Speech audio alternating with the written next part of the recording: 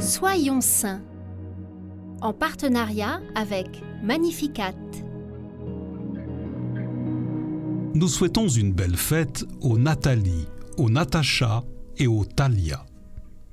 Et nous découvrons l'histoire de Sainte Nathalie et de ses 4 compagnons.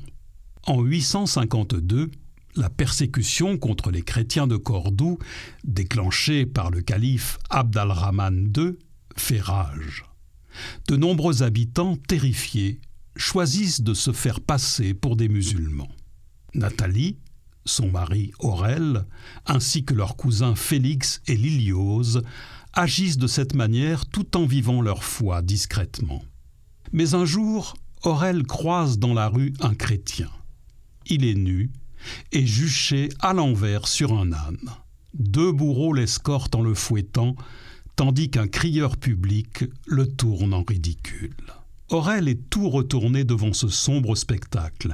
Il se dit que lui aussi, comme cet homme courageux et comme le Christ qui n'a pas rougi de son amour pour lui et a souffert pour le sauver, il ne veut plus cacher sa foi.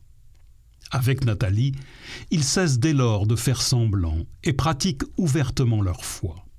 Ils entraînent dans leur sillage leurs cousins, édifiés par leur témoignage. Nathalie et Liliose arrêtent donc notamment de porter le voile et paraissent dans les rues à visage découvert.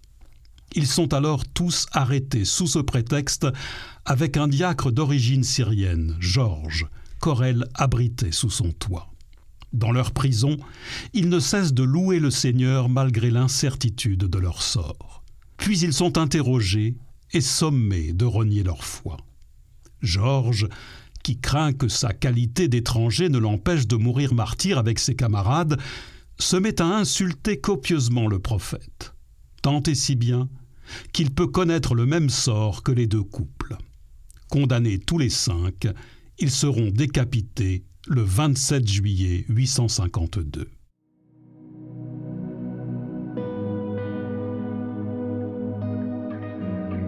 Nous confions cette prière à l'intercession de Sainte Nathalie et de ses compagnons en reprenant les mots du pape Benoît XVI.